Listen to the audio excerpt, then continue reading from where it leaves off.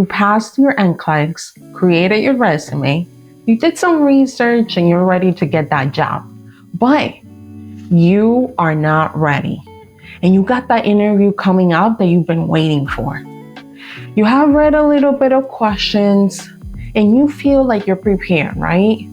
Or are we just gonna go in there, go with the flow, be natural, and let the charm be the star? No, you're not ready. The problem is that you focus your preparation using common questions that are meant for corporate jobs and not specifically for nursing. And what is worse is that you don't have a plan. You're focusing on the wrong things and not the most valuable things you're gonna need to get the job that you always desire. Today's video, we're focusing on preparing you to shine like a star with these easy and effective steps to ace your nursing interview and be that candidate they won't be able to pass on. There is a lot of information out there about interviews and how to prepare for them, which could take you hours to just gather the information and then start working on preparing yourself. But why are you working so hard if I can get you there in no time? I have done all the research work for you while adding my 15 years of nursing experience, including HR and management skills, to create a step-by-step guide and get you ready for that interview. So you can have employers throw offers at you to pick from. So let's dive in. Before we start, understand that the purpose of an interview is to determine if they like you or whether you are a good fit for the team. They have already reviewed your resume, your cover letter, maybe your dog pictures if you're that extra. So understand they have decided you have the basic qualifications they're looking for. Now that you know you have earned that interview, feel confident and let's start working on giving them that wow factor. But before you are able to wow anyone, you need to be able to answer the question of who you are and what do you bring to the table. Keep these questions in mind because we're going to be working towards answering them. So let's start with step number 1. Know the employer. You need to know the game and who you're playing the game with before you start playing it. My first nursing job was in a subacute skill unit facility. And to be honest, I went to that interview not knowing anything about the employer, not preparing myself, and just thinking that I was just going to win them with my charm, which I did. But the problem is that I had no information about the employer. And do you want to take all that time and effort to go into a job that after 2 weeks you don't like because you didn't do any research about them? Don't waste your time. Do the research on the organization or the specific unit department that you're going to be aiming to work with. One of the simplest things you can do is to go to the website, read about the mission statement, the core values, their future plans, and some reviews so that you could get a better idea of the organization. The second thing you could do is you could also call the department where you're going to be working at, and you may ask to speak to any supervisors or unit leaders to get a sense of what the job expectations are and the work environment you're going to be in. But the third option, in which I feel is the bold one, but the most effective one, is stop by the unit where you are going to spend most of your time working. Talk to the secretary and be honest. Let them know that you're interested in a position and you've been applying and you want to get a sense of how the unit works. Get the most objective insight you can get and try to avoid as much opinions as you possibly could so that you can make a better decision and idea of what the unit is all about. Ask the questions of how many patients are on this floor. What kind of patients are being seen here? Is there support among nurses and management? And how many years have you worked here and what keeps you coming? Is there any clinical person that might be able to answer a few questions for you? While you're doing that, You want to look at the nonverbal communication between the staff, the pace, anything that doesn't fit into what you're looking for. This is the time you have to know what you're getting into. It is not meant to intimidate you, but to prepare you. Intimidation only comes from lack of confidence. And if you follow me, I will get you ready in no time for that new nursing role. If you're interested in joining my beta group, which is part of my new course, the Preceptor program, it's meant to help new nurses go through the orientation process at an easy and quicker way so that you can feel competent in no time. I've attached the link under the description area so you can go ahead and click on it to get more information. So now that you did the research and you think this job will work for you, you need to know what's the next step. And most employers are now opting into this option, which is step number 2, the phone interview. Usually, this is a call that comes from HR staff member who will be screening you, and you have to be mindful that this could be the first person that could reject you if they feel you're unqualified in any way. They focus on asking short-ended, straightforward questions to quickly obtain all the information they need. Most common questions used during the phone interviews are about briefly going over your education, your employment status, your history, confirming the clinical experience you've had, and anything that relates to the job. They also want to clarify your expectations and your personal expectations towards the job, how much notice you have to give your current employer, and finally, how much do you want to get paid? Quick tips to remember when you're doing that first part of the interview process. You want to make sure that you pick up the phone when they call. Most HR staff will schedule a time to speak with you, so you want to make sure that you're ready so they know that you're a serious candidate. Don't ever place them on hold. And yes, some people still do that. Quick tips to remember when you're doing that first part of the interview process. You want to make sure that you pick up the phone when they call. Most HR staff will schedule a time to speak with you, so you want to make sure that you're ready so they know that you're a serious candidate. Don't ever place them on hold. And yes, some people still do that. Plan to be in a quiet, comfortable place. This will help you concentrate on the conversation and make it less odd as it already. Make sure you have your notes in front of you. And I know what you're gonna say. What kind of notes? Don't worry, we're gonna go over in a little bit. Keep answers straight to the point without rambling or staying awfully quiet. If you ramble, you will sound disorganized and not confident.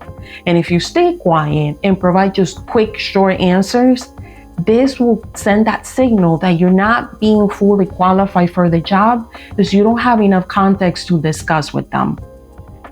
Know your availability as well for the interview to accommodate you for an in-person interview. Give them different options if possible, and make sure that if you're applying to multiple positions, leave those spaces available in case they do call you back to schedule an in-person interview. Avoid the negative trash talking about your current or any other previous employer.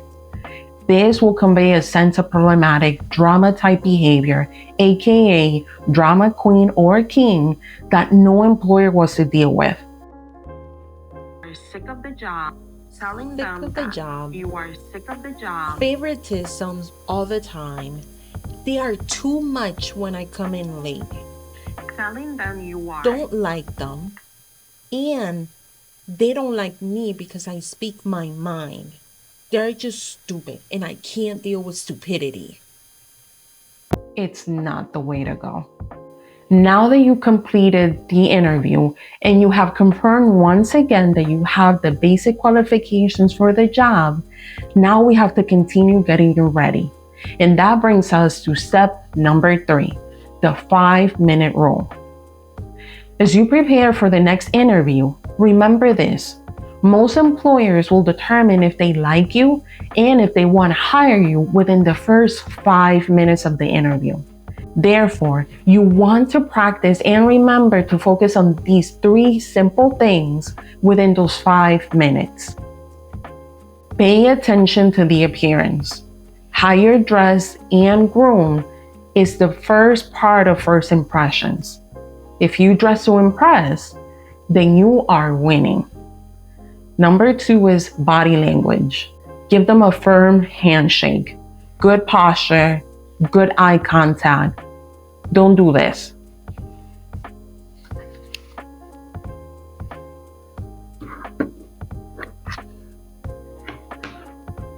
Don't do this.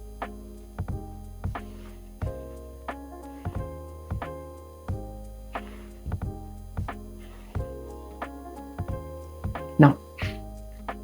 And finally, smiling, showing that you have true interest in the role and the company, as well as portraying a friendly behavior, will help you get far in the interview. By following the 5-minute rule, you're basically reconstructing their confirmation bias that they have created about you within the little information that they have. So remember the 5-minute rule when you step into that interview: appearance, body language, and smiling. Step number 4, preparing you for the interview. When preparing for a nursing interview, you need to master storytelling and answering behavioral questions. These questions will focus on past experiences that have shaped you into the professional person you are now.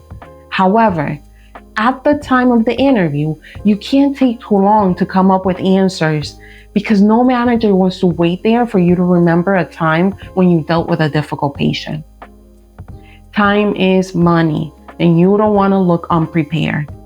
This is why you want to take the moment now to answer the following questions. These questions will challenge you to think about your accomplishments, your weaknesses, aspirations, and recall on any other stories that you could tell them about the person that you are through storytelling. Why? Because there is nothing better than entertaining the employer with a story about a problem that you had, telling them what you did and what your thoughts were, how did you handle it, and finally, what did you learn? These stories will make you memorable and give the employer a better idea of the person that you are. So if you haven't done so yet, grab a piece of paper and a pen. Start thinking about a story where you felt each of these emotions: appreciated, like a failure, proud, weak, or defeated. Write them down. Then you're gonna want to answer each of these questions for each scenario. What was the problem in detail? What was your reaction? What strategy did you follow? What positive came out of from the negative part of the situation? And did you learn anything? The more stories you have, the better. You want to screenshot the following table that I provided from nurses.org that will summarize the process so that you can get that storytelling skill in no time. Now that you have walked into the past, you remember who you are and what you have accomplished. We have not yet created that wow factor that's going to get you that job that you want. So to get ready, let's talk about step number 5, the night before, morning off. The night before, you're probably gonna feel anxious. I know I have before. And it is not because I was scared, but because I was excited. I wanted the job so badly.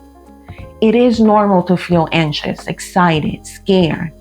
But I can't have you go in there with huge eye bags, feeling groggy, and not bringing your A game.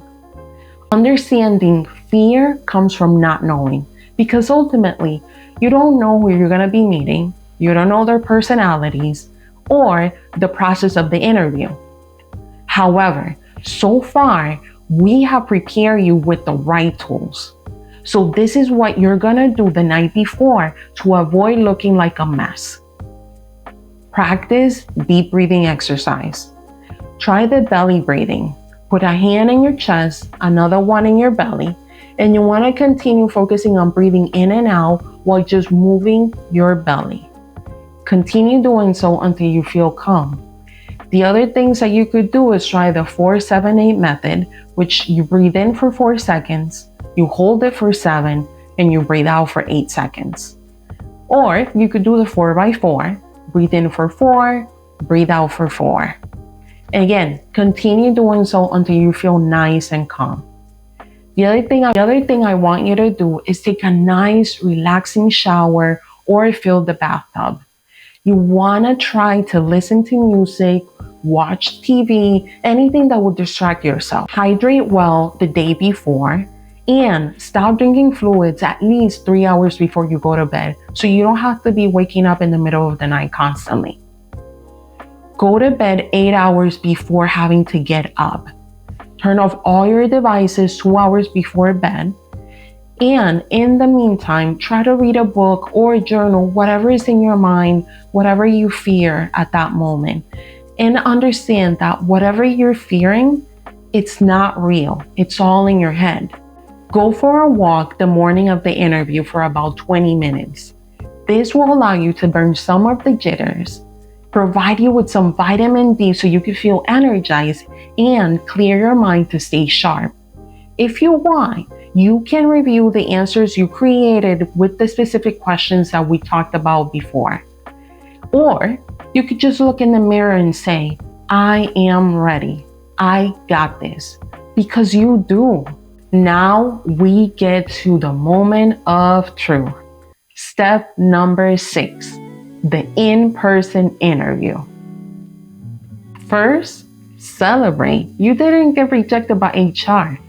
Way to go.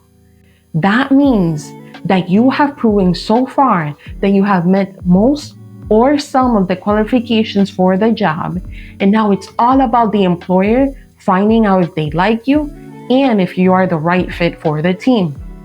I want you to bring water, bring snacks, and you also want to bring a notepad, pen, and believe it or not, deodorant and mints. Yes, we want to be prepared for everything. Plan to arrive at least 15 to 20 minutes before your interview. Give yourself time to find parking, walk to the site, check out the front desk. Arriving on the time that you are scheduled, it means that you're late, and you don't want to give that impression. While waiting, take the time to go over your notes. Look around and study the environment. This will give you some further insight about the unit. Also, keep in mind that people are looking at you even when you don't see them looking. Carry yourself with confidence, friendly, smiling, and be curious about your environment. Don't do the fidgeting, the going over your phone, having loud conversations, falling asleep while you're waiting. Don't do that. Remember, the 5-minute rule. Leave the scrubs at home. You may be interviewing with a group of people, including managers, directors, unit staff, or you could be having a series of interviews separately with each member of the team. Regardless of the setup, remember to be consistent with your answers. Inconsistency is something that managers do not appreciate. Other tips to follow is keep confident, keep calm, turn off your cell phone, and don't chew gum. While you're sitting there, remember that it's just having a conversation with someone new you just met. If you really want them to like you, then follow this trick, and it's called the chameleon effect. Try to mirror the interviewer without looking weird. This is a natural trait that we all have, and you don't have to practice. You want to follow their lead by mimicking their mannerisms. It could be like a hand gesture or posture. If they lean towards one specific side when they're talking, mimic the habit in a subtle way without looking obvious. This will help the interview feel comfortable and build connection and empathy towards you. If your nerves get in the middle and you forget what you have practiced, just remember that they are not expecting you to know all the answers. Take a few seconds to gather your thoughts. And if you don't have an answer, be honest and let them know. I don't know the answer to that question, but if I came across a situation like this, I will use my resources like, and you could say Hippocrates, UpToDate, staff nurses, RTs, IV team members, managers, educators, anyone that can provide guidance for you. This will let the interviewer know that you are teachable and not just a know-it-all. And all employers love that. Now you completed the interview and know that you did awesome. But now comes the wow factor. If financially able, create binders to provide to each member of the interview with a copy of your cover letter, your resume, credentials, licenses, certificates, references, and if you have your previous performance review, add that. If you want to be extra fancy, bring business cards so that you can give them out. Every little detail can help you stand out among everyone else. Close the interview with good questions for the employer. This is the chance you have to make sure this position is the right fit for you and you show that you truly have serious intentions to get the job. Ask them about turnover rate in the unit, new nurse expectations. What do they expect to see in a new nurse now and a year from now? Training process, culture within the unit. What qualities does a great nurse in your unit have? What makes this department a great place to work at? Is there anything else about myself that I did not clarify for you and will benefit you in knowing more about me? And finally, what are the next steps or the timeline to hear from you? After the interview, whether the same day, which is preferred, or the next day, I want you to take a time to thank them for their time and how much you like the position being offered to you. Let them know how you hope that you will hear from them soon and keep it simple and short.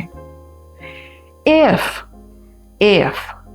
you do not get the position, I want you to circle back to the employer and get more insight. As much as we dislike rejection, this is an opportunity that will help you learn more about your interviewing flaws and what you still need to work on so that you can master this skill. Reaching out despite of not getting the job and thanking them for their time and input provides that wow factor about the type of mature professional you are. And likely they will keep you in their radar. I have managed to get job offers after being shut down the first time just by sending this follow-up email. You want to ask them for any recommendations to provide improvement and what specifically did not fit into their expectations. You can also ask them to keep you in their contact list if in the future anything comes up. So I broke down a step-by-step plan for you to follow. But if you still need help with the common questions in a nursing interview, I want you to go ahead and head over to my next video where I give you the most common questions and the killer right answers for the interview. I hope you enjoyed this video, and if you found it helpful, make sure that you subscribe so you don't miss any of my upcoming videos. Thank you for watching.